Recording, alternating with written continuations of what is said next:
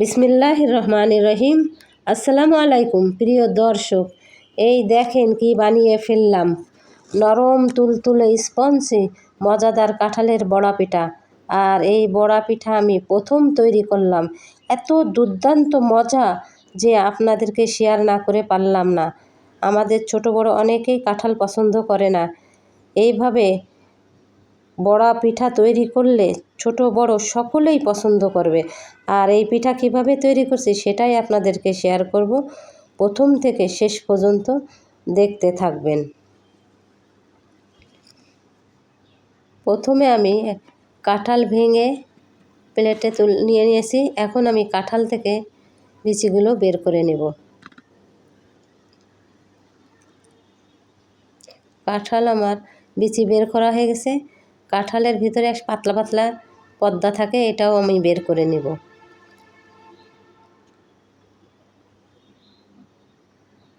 এখন আমি কাঁঠালগুলা ব্লেন্ডার জারে নিয়ে নেব।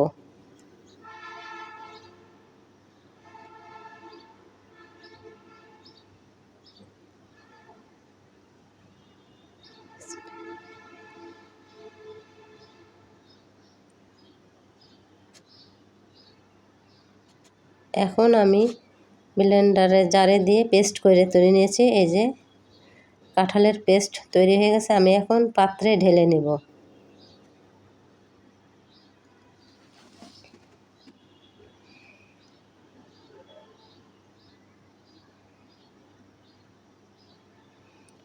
এখন আমি কিছু নারকেল কোড়া দিয়ে দেব, স্বাদ মতো লবণ দিয়ে দেব, 2 চামচ গুঁড়া দুধ দিয়ে দেব,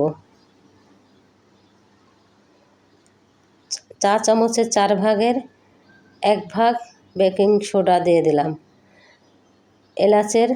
এলাচ গুঁড়া করে রেখেছি সেটা দিয়ে দিলাম।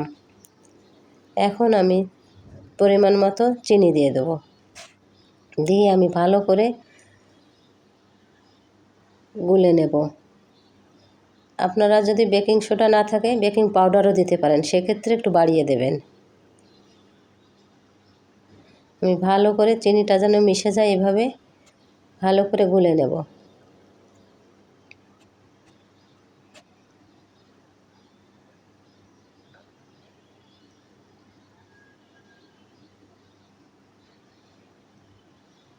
আমি এখন ডোটার ভিতরে গুলে রাখা ডোর ভিতরে চালের গুঁড়া দিয়ে দিলাম।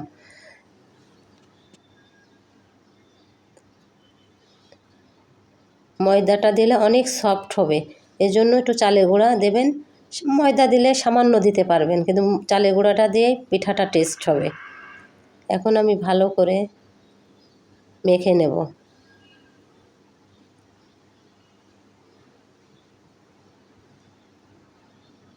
এই যে ডোটা আমার মাখা হয়ে গেছে। আমি আপনাদেরকে দেখাচ্ছি কেমন রাখবেন। বেশি ঘন করলে শক্ত হয়ে যাবে, আবার বেশি পাতলা করলে নরম হয়ে যাবে। ঠিক এইরকম মেজারমেন্ট করেই ডোটা তৈরি করতে হবে। এখন আমার ডোটা তৈরি হয়ে গেছে। আমি একটা চুলায় কড়াই বসিয়ে দিছি। কড়াইতে আমি তেলটা ঢেলে দিলাম।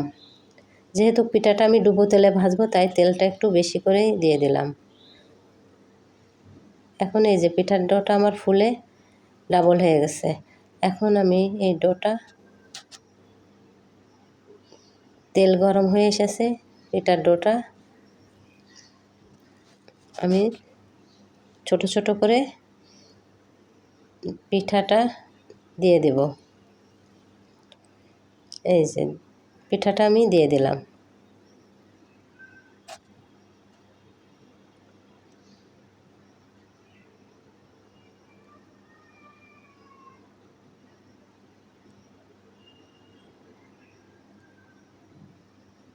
পিঠাটা কিন্তু আমি একটা একটা করে দিচ্ছি। এইভাবেই একটা একটা করে পিঠা দিলে পিঠার সাইজটা সুন্দর হবে।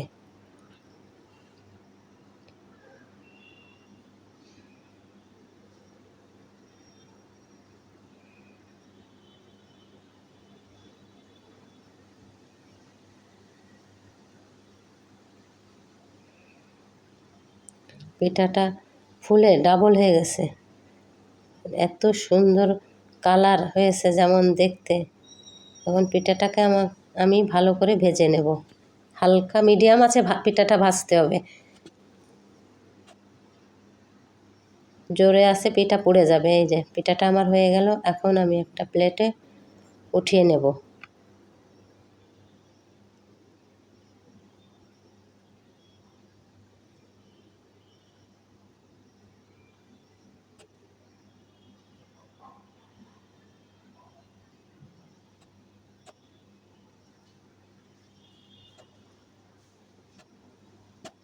আমি বাকি পিঠাগুলোও তেলে ছেড়ে দেব।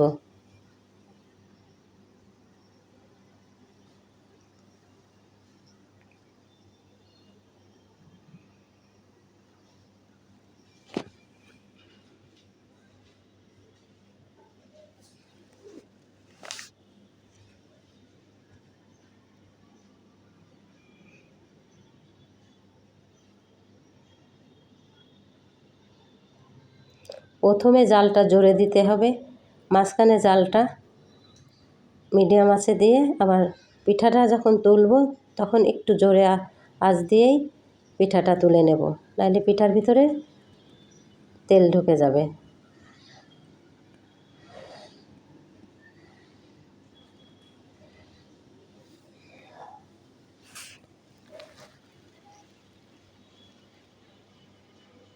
এই যে পিঠা তৈরি হয়ে গেল আমার কাঁঠালের মজাদার বড়া পিঠা। আপনারা বাসায় ট্রাই করবেন, খেয়ে ভালো লাগলে আপনারা সবসময় আমার পাশে থাকবেন, নিত্য নতুন রেসিপি যেন আপনাদেরকে উপহার দিতে পারি। ভালো থাকবেন, সুস্থ থাকবেন, আমার জন্য দোয়া করবেন। আল্লাহ হাফেজ।